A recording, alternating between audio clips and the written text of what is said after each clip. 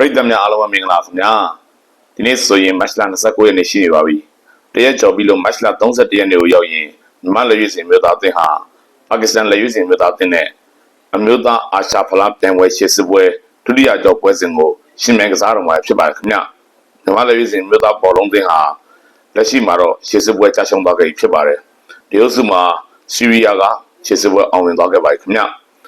မြန်မာလက်ရွေးစင်မြို့သားအသင်းအတွက်ဆီးရီးယားကိုနှစ်ကြော်လုံးရှုံးခဲ့ရတာကရှေ့စစ်ပွဲကြာရှုံးလာခြင်းရဲ့အထူးအကြောင်းရင်းဖြစ်ပါတယ်အခုတော့ရှေ့စစ်ပွဲနောက်ဆုံးပွဲစဉ်ဖြစ်ပါကစ္စတန်နဲ့ရှင်မြန်ကစားမယ့်ပွဲစဉ်ကြောင်းကိုပြောပြပေးချင်ပါတယ်ခင်ဗျဒီပွဲမှာပရိသတ်တွေမပါဘဲနဲ့ကွင်းပိတ်ကစားစီမယ်လို့ပါကစ္စတန်ဘောလုံးဖွဲ့ချုပ်ကသတင်းထုတ်ပြန်လိုက်ပါတယ်ဒီပွဲစဉ်ကိုပါကစ္စတန်နိုင်ငံအစ္စလာမာဘတ်မြို့မှာကစားမှာဖြစ်ပြီးတော့လက်ရှိမှာပါကစ္စတန်အစိုးရရဲ့ policy အရလူနေရာအထက်ပုံမစုဝေးခွင့်မရှိတာကြောင့်ကွင်းပိတ်ကစားဖို့ပြောင်းလဲစီစဉ်ခဲ့ရတာဖြစ်တယ်လို့ထုတ်ပြန်ချက်မှာဖော်ပြထားပါတယ်ခင်ဗျဟုတ်ကဲ့လက်မှတ်ကြိုတင်ဝယ်ယူထားတဲ့သူတွေပြည်သက်တွေကိုလည်းငွေပြန်အမ်းပေးမယ်လို့ရုပ်သံထုတ်လွှင့်မှုကနေ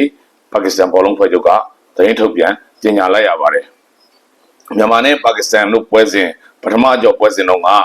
မြန်မာကအင်ရှင်ဖြစ်လက်ခံကစားခဲ့တယ်ရန်ကုန်မြို့သူ့ဝနအားကစားကွင်းမှာကစားခဲ့တာဖြစ်ပါတယ်ခင်ဗျမြန်မာအသင်းကတိုက်စစ်မှုတန်းပိုင်ရဲ့လုံးကျော်သွင်းကုန်နဲ့တကူကူမရှိတဲ့ရလနဲ့အတူပါကစ္စတန်ကိုအနိုင်ရှိခဲ့ပါတယ်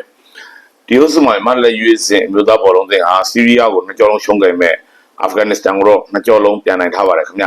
အာဖဂန်နစ္စတန်မြို့သားအသင်းကတော့ဒီသူ့ရဲ့အင်ကွင်းပွဲစဉ်ကိုပေါ့လေဂျာကွင်းပွဲစဉ်တွေမှာကစားဖို့အဆင်ပြေခဲ့တဲ့အတွက်ရောင်းကိုပြန်လာပြီးတော့ပဲဒုတိယကြော်ပွဲစဉ်ကစားသွားခဲ့ရခင်ဗျအစောပိုင်းကဘင်္ဂလားဒေ့ရှ်မှာကစားဖို့စီစဉ်ခဲ့မဲ့မာဘက်ကလက်မခံခဲ့ဘူးနောက်ပြီးတော့အခြားတစ်ဖက်မှာ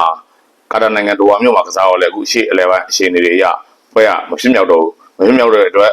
မြန်မာပဲပြန်ပြီးတော့အာဖဂန်နစ္စတန်ကိုစားပေါ်လေအင်ရှင်ဖြစ်လက်ခံကျင်းပလိုက်ရတယ်ခင်ဗျအဲ့ပွဲစဉ်မှာလည်းမြန်မာအာဖဂန်နစ္စတန်ကိုခိုးရီနောက်ကလိုက်သွင်းပြီးတော့အနိုင်ယူခဲ့တယ်90ရတဲ့နဲ့အနိုင်ရရှိခဲ့တယ်ခင်ဗျဟုတ်ကဲ့ပါကစ္စတန်ကိုလည်းအနိုင်ရခဲ့မယ်ဆိုရင်မြန်မာဟာဒီဥစုမှာရှေ့စစ်ပွဲအောင်သွားတဲ့ဆီးရီးယားကိုနှစ်ကြော်လုံးရှုံးပေမဲ့